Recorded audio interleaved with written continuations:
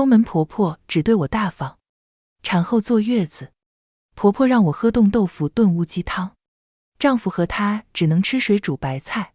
第二天一早，我却因为急性肠胃炎送进了医院。我回家想质问她，丈夫却说婆婆对我大方，全街坊邻居都知道，怎么会害我？我信了，依旧把她当作只对我大方的好婆婆。月子期间，肠胃炎害我落下了怕冷的根子。天寒地冻，婆婆给我穿了厚厚的棉袄，她只披着薄薄一层。我又因为真菌感染进了加急病房，丈夫想把我送进 ICU， 婆婆却道，反正儿子已经生了，目前不治。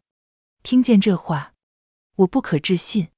我气息微弱之际，隐约感到婆婆来到我身旁，我不会让你抢走我的儿子。听完，我失去了意识。再睁眼，我必须撕烂她虚伪的嘴脸。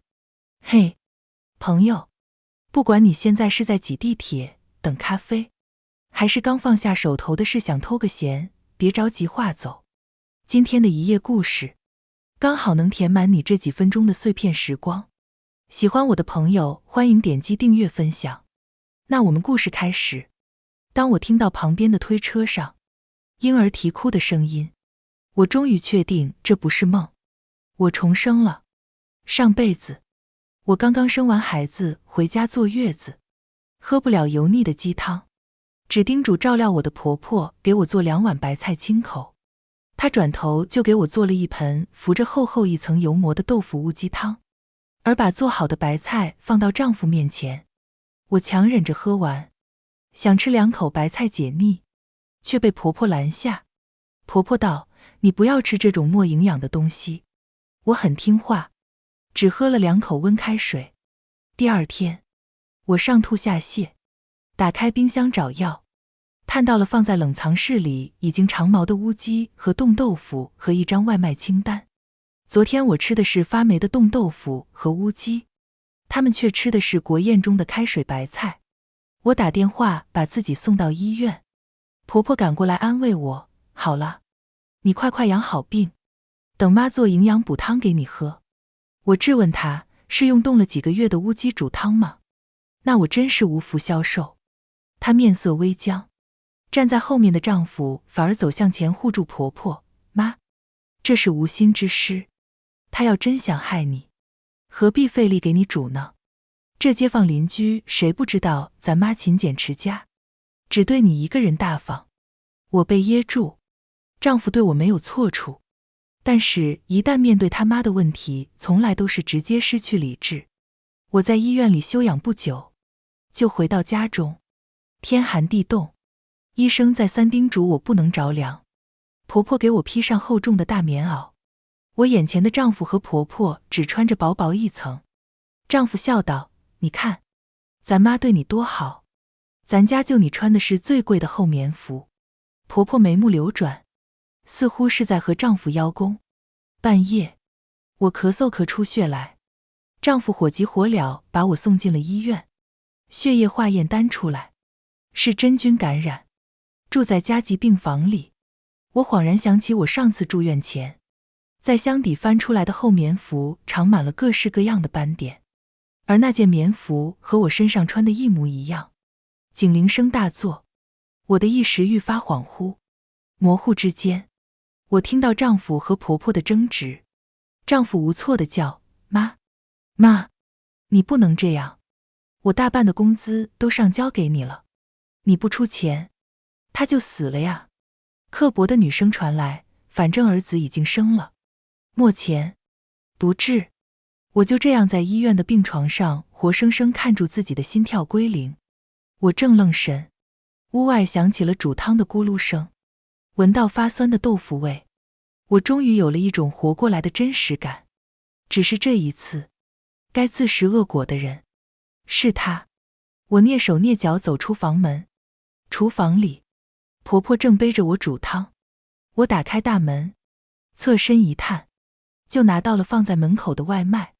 我在厨房旁边的桌子上打开包装，香味瞬间四溢。旁边的丈夫也凑过来，厨房煮汤的婆婆回过头来，看到桌上的开水白菜，微微愣神。我急忙打开，喝了一口汤，对婆婆说：“妈，这就是你给我点的水煮白菜吗？这也太鲜甜了吧！”她眉头紧皱，随后舒展开来，转身抬出煮好的乌鸡汤。刚想开口，我抢先在碗里盛满鸡汤，递给她：“妈，您辛苦了，您喝。”丈夫也跟着应和：“妈，你快喝啊，莹莹盛好给你的。”她想推脱，摆摆手，把我手中的热汤推回来：“莹莹啊，这是妈辛辛苦苦给你熬的，你生了个大胖小子，是我们家的大功臣。”我心中冷笑，是大功臣吗？是用完就丢的耗材吧。我这辈子都忘不了他在我临死前说的那句话。我把鸡汤放到桌上，指着桌上放着的开水白菜：“老公，你看，我只是和妈稍微说了一声我想吃大白菜，他就特地买回来了。但是妈都不喝我给他盛的汤，你说妈是不是对我有意见啊？”丈夫愚笑，我这般孝顺的姿态，想必他极其受用。丈夫如我所料，心满意足地笑了：“怎么会呢？莹莹，妈是对你最好的了。”我悄声说：“那你让妈把鸡汤喝了，妈照顾我这么久，都瘦了。”她点头，坐到婆婆身旁，拿起鸡汤，对婆婆说：“来，妈，我喂你喝，让我们来孝敬你。”婆婆只能苦笑着：“我来，我来，我自己来。”她颤颤巍巍举起勺子，我清楚地看到，她只不过是浅浅舔了表面一层。同时，我大快朵颐地吃着白菜，发出一声惊叹：“妈，我真是没想到，我只是想吃水煮白菜而已，你竟然直接在外面买了国宴中的开水白菜送过来。”丈夫又浅尝了一口白菜的汤，眼睛瞪大：“妈，你对莹莹真大方，这真是开水白菜，这汤鲜极了。”我也跟着应和：“是啊，妈一向节俭，这次真是大出血。她刚刚又花了一整天来熬煮鸡汤，真是又出钱又出力。”我又盛满一碗鸡汤，用力地对丈夫说道：“妈费了这么大力气，却总是心疼我，留着鸡汤给我喝。这次你一定要盯着妈把这碗汤喝完。”丈夫随即把我盛的鸡汤又放到婆婆面前，目光灼灼地看着婆婆。婆婆的面色极为难看，却又只能拿起面前的鸡汤，一饮而尽。我又夹起2根大白菜，嚼了2口，对着婆婆竖起大拇指：“妈，这白菜真香。”婆婆嘴角勉强扯出一丝笑：“你吃，你吃，妈特意给你买的，最好全部吃完。”说最后一句话的时候，她咬牙切齿，旁边的丈夫毫不知情。为了这副婆媳和睦的景象，她开心地笑着。我低着头瞥向我的丈夫：“周中兴，这辈子最好你能及时醒悟，收起你那蠢笑的模样，否则丧妻之痛，我必让你再承受一次。”半夜，婆婆果然如我所料上吐下泻。前世，我在客厅大声呼唤，却无人应答。最后，还是我自己打的急救电话。现在，就让她多吃点苦头鲜吧。她在客厅哼哼唧唧了半小时，终于被半夜出来上厕所的周中兴发现。她打了120，把婆婆送进了医院。周中兴一向大方，就算是肠胃炎这样的小病，也给他妈要到了加急病房。过了几天，周中兴非拉着坐月子的我去看他。我这一来，他就给我摆了脸色，毕竟还是婆婆。我沉着脸喊了一声妈，他把头撇过去，不回应我，沉默了半晌。周中兴看不过去了，道：“妈，许梅喊你了。”他突然剧烈的颤抖，眼角流出2行清泪。我吐掉嘴里的口香糖，冷眼斜睨，这老太演戏呢，故作委屈。只是他的蠢儿受不了了。周中兴一看他妈哭，急了眼，赶忙跪在他妈跟前，妈，肠胃炎还没好，要不要让我叫医生来？婆婆只是絮絮叨叨，我那么辛苦，结果还是有人不领情，把我害进了医院。这是点我呢。周中兴也不是傻子，一下子就明白了婆婆暗有所指。他皱眉道，妈，那碗乌鸡汤是你自己熬的，跟绵绵没有关系。周中兴还是明事理的。婆婆一下子捂住胸口，老天呐，有了媳妇忘了娘，鸡汤是我自己熬的，可我怎么知道她有没有换了我的食材？她哭得梨花带雨，不断捶胸，一下竟然要靠在周中兴的肩上，儿大必母，这样的忌讳她都不顾及。我本想说话呛回去，没想到周中兴先出声了。他轻抚着他妈的后背道，妈，街坊邻居都知道我父亲早逝，你一个人把我养大，抠门节俭，我心里是感念你的。婆婆听到这话长舒了一口气，对我露出炫耀的眼神。我撇撇嘴，这周中兴就是个妈宝男，让他向着我是不可能的了。但是我也理解，妈，你老糊涂，花眼了。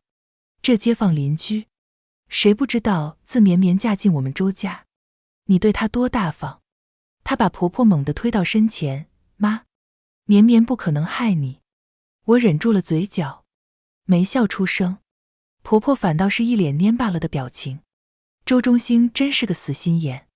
我忍着产后的虚弱，从椅子上起身，又猛地跪在地上嚎啕大哭，妈，你就原谅我吧，是我身体不好，让您照顾我，累着您了。同时脸色惨白地跌进周中兴的怀里，眼巴巴地望着他。周中兴就是大男子主义，见不得女人示弱。他一见我眼泪汪汪，脸上没有血色，就一把我搂紧怀里，像在安慰受伤的小猫。我实在大为受用。婆婆本就不好的脸色此时变得更阴沉了。回去路上，我跟周中兴提议，把每月上交给婆婆的钱拿回来，请个保姆来照顾我俩。谁知他一个急刹车，我瞬间被吓傻。周中兴咬牙切齿，嘴唇不断的颤抖，不要打那笔钱的主意，那是我欠我妈的。我心中暗叹，真是榆木脑袋。下车后，他让我一个人上楼，自己在楼下走走。到了房间歇了一会儿，他从外面回来，走到我的床边，我还在生闷气呢，转过头去不理他，却闻到一股肉夹馍的香气。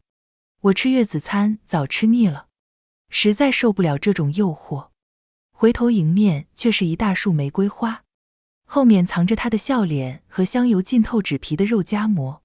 哎，我依旧不理他，冷着脸把肉夹馍拿过来，一边吃一边听着他说他妈把他带大的辛苦。可是啊，周中兴，我不欠你妈，甚至上辈子他还要了我的命，这个钱必须要回来。我假装被他说服，娇滴滴地道，那妈既然这么辛苦，这次就请个护工照顾妈吧，也让她享受享受被人照顾的滋味。周中兴大叹一口气，热泪盈眶，满眼都是赞赏。好，好，绵绵，你终于懂事了。他马上出去打电话，跟医院约了个护工。我暗自思忖，生孩子前，我是做财务的，按照周中兴的工资，一个护工的钱可以勉力支付。但是如果是2个呢？果不其然，第2次带我去看他妈的时候，我才刚进门，婆婆就在那惊呼，哎呦，中兴，你怎么这么浪费钱呢？快把护工撤了。周中兴道，怎么？这护工护理的不好吗？我骂他去。婆婆摆摆头，她伺候我伺候的可好了，但是这可太费钱了，要真想撤，打个电话的事情，何必等到我们来看他呢？周中兴大男子主义犯了，妈，你过得舒服就行，钱的事情不用你担心啊。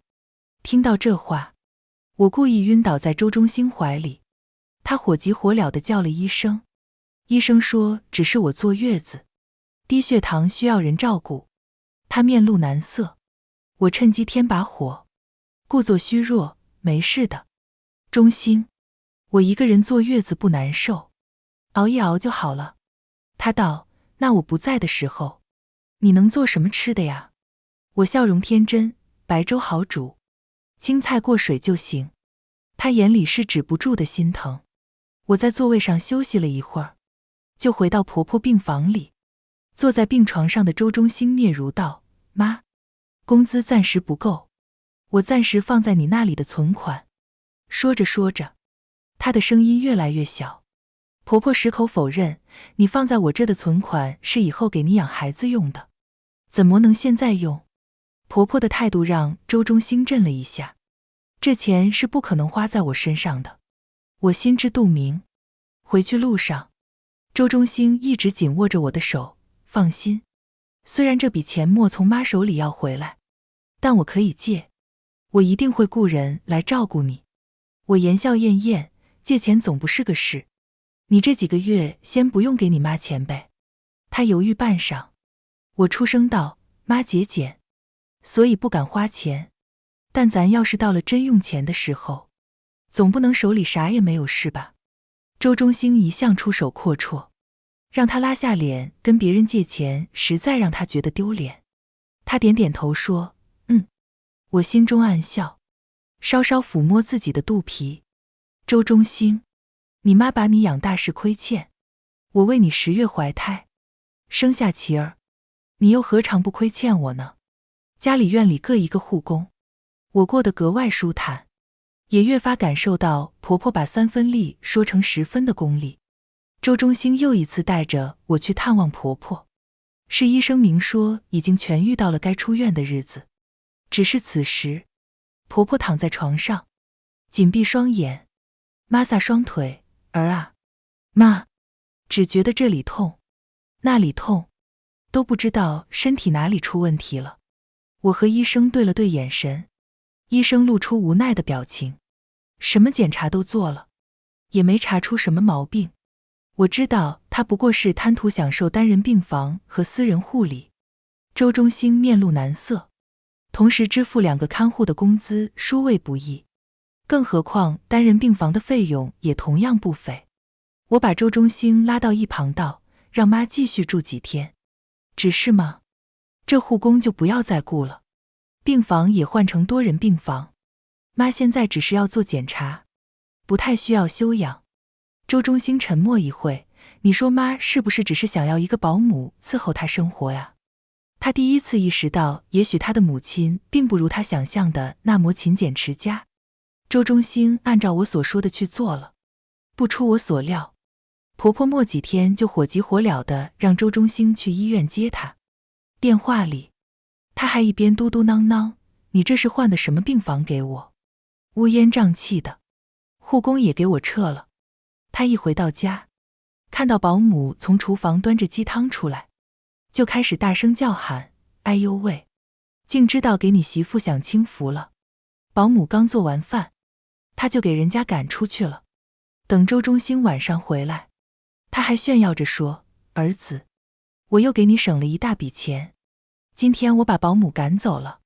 周中兴呆住了，婆婆眉飞色舞，那个保姆煮的汤又咸又没有油水，做饭也不知道节省点，只知道买牛肉卖猪肉的，肉多贵啊！她从厨房端出煮蛋器，孕妇一天只要吃够10个鸡蛋就行了。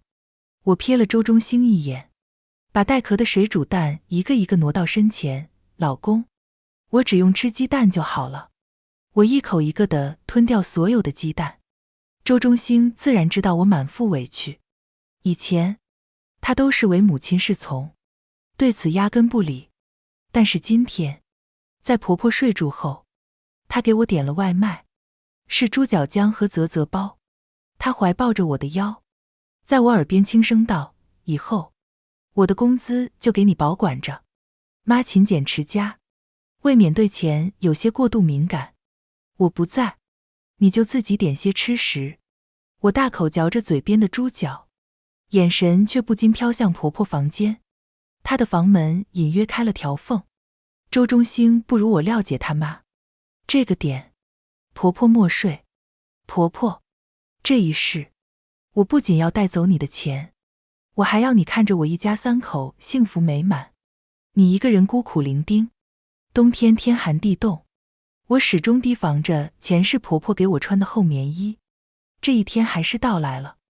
她殷切地把厚棉衣放到我的身前，绵绵儿，天冷，记得穿厚些。同时，她裹了裹身上薄薄一层羊绒衫。我知道，周中兴今晚回来，他又要演那一出对自己吝啬，对我慷慨的戏码。待他离开我的房间，我立马把厚棉衣装进袋子里，拿出提前准备好的一条一模一样的衣服穿来身上。我可不想又因为衣服上的真菌栽跟头。婆婆裹着薄薄一层羊绒衫就去楼下接周中兴。外面大雪纷飞，银装素裹。待到他俩一起回来，婆婆的鼻子被冻得通红，但我知道那羊绒衫能充电加热，她压根不冷。周中兴忙着收拾东西，没注意到他就狠狠地打了个哈欠。周中兴一脸关切地走近他，妈，你怎么就只穿这么一小件衣服？他故作可怜，不碍事，不碍事，我身体健康着呢，穿以前的旧衣服也能抗冻，你媳妇才要穿厚的，我今天才给她穿上。他指了指我身上的厚棉衣。周中兴不免心疼，不由分说就要拿钱出来。我咳嗽2声，把周中兴拉到房间，给他拿出一件和他妈穿着一模一样的衣服，你摸摸看。周中兴一下就摸到了里面充电的插口。我又把真菌棉服摆到他身前，他闻到气味，咳嗽2声，媳妇，这是啥？我道，这就是你妈给我精心准备的厚衣服。他看着几件衣服，心里已经明了，但他还是不解，妈没有理由骗我啊。我在一旁冷言冷语，是啊，但是你妈也没有理由对我好啊。对她而言，我可把她一人带大的儿子抢走了。他摇头叹气，哎，再说，再不到最紧要的关头，男人总是喜欢和稀泥。等周中兴走出房间，婆婆还在大厅守着，她做事要把自己房间的取暖器关掉，脸上带着讨好的笑容，这开着太费电了。关了它，她又缓步走到我的房间里，把我房间的取暖器打开，对我慈眉善目，别把咱坐月子的乖媳妇冻坏了。真是可笑。周中兴不在的这段时间里，他房间的取暖器没关过，我的房间只要一开，他就会过来按掉。为了不让他孙子受冻，用怕孩子半夜啼哭的理由，把我儿子带到了他的房间睡觉。此时看着婆婆自顾自的演戏，周中兴无奈摇摇头，妈，不至于，不至于。我知道，此时周中兴心中的天秤已经慢慢倾向我了。毕竟从前善待儿媳的婆婆人设已经崩塌了，只是我还要怎样让你看到她虚伪的嘴脸呢？不久，周中兴自己出来做生意，需要资金周转。近日他愁眉苦脸，电话一个接一个不停，我眼里看着止不住的心疼。但我知道，除非他到了压力的极点，他是不会主动和我们诉说他的痛苦的。一天在饭桌上，我依旧吃着婆婆给我煮的10个鸡蛋。我已经习惯了后面自己再点外卖，但婆婆对这样勤俭持家的戏码似乎乐此不疲。周中兴突然出声，我这些年的存款，你得先给我一下，要不然资金周转不过来了。婆婆色厉内荏，我不早和你说过了吗？哪有什么存款，那是我留着以后给你留着养孩子的，这钱别找我要啊，不可能给的。周中兴沮丧地低下头。晚上，我在床边和周中兴嚼舌根，你妈的钱都放在他房间的保险柜里，密码是你的生日。他不安地摇摇头。我绕绕手指，首先声明啊，我可对这笔存款没有任何觊觎之意。但是那个保险柜的密码是我教他设置的，所以我知道。再过些时日，周中兴实在急得火烧眉毛，他在大厅里左右踱步。他突然跪下，对着婆婆买菜的那条路磕了3个响头。妈，是儿子对您不敬，但是此刻儿子遇到困难，实在没有办法。他砰地踹开了婆婆房间的门，直奔保险柜。他满心期待地打开保险柜，里面却空无一物。他惊出一身冷汗，瘫坐在地上。我也跟了上去，瞧见空空荡荡的保险柜，我大惊失色，靠在柜台边上，却不经意间拉动了柜门。明晃晃的一墙奢侈品，古驰的包，范思哲的皮带，还有 DG 的钻石，更是一抓一大把。天，我怎么也想不到，婆婆竟然如此铺张浪费。按照我们的收入水准，是远远没有达到奢侈品自由的层次的。周中兴奋闷地把婆婆的房门踹上。我本以为婆婆回来，周中兴会对婆婆发难，没想到却只是和往常一样，没有激烈的争吵，只有沉默的进食。周中兴出声：妈，你房间的奢侈品能不能卖掉？我最近周转有些困难。婆婆急忙摆摆手：你们咋进我房间了？她见周中兴不吭声，哪有什么奢侈品哦？你张姨是做这个生意，房间里的都是 A 货。周中兴垂下头，微笑，哀莫大于心死。此时，急促的铃声又响起。我知道，又是资金的问题。周中兴低声下气，好说歹说，总算搪塞过去。我走过去，握紧他的手：没事，我们一起扛。我抚了抚他紧皱的眉头，当即打电话给我的朋友。寒天冻地，我一个还在坐月子的妇人，为了周中兴的资金四处奔波，直到最后一笔款项收齐。我回到家中，周中兴狠狠地抱住了我。他在我耳边道：不如我们就回到我们一开始住的那间屋子里，重新开始。我道：那你妈呢？我看向坐在房间里悠游自在的婆婆，就让她一个人留在这吧，她暂时也不需要人照顾。在婆婆的眼里，我们的消失是突然的。在她还没睡醒的早晨，我们一家3口回到了我们最初奋斗的小房子里。虽然拥挤，但至少不会再有人以爱的名义伤害我们。而婆婆一个人住在偌大的房子里，想必也不孤单吧。如果你喜欢今天的故事，不妨把它分享给身边的人，让一份小温暖变成2份、3份。下一期一夜故事，我们还会带来新的一夜惊喜，可能是关于梦想，关于陪伴，也可能是关于不期而遇的感动。记得准时来赴约，咱们下期不见不散。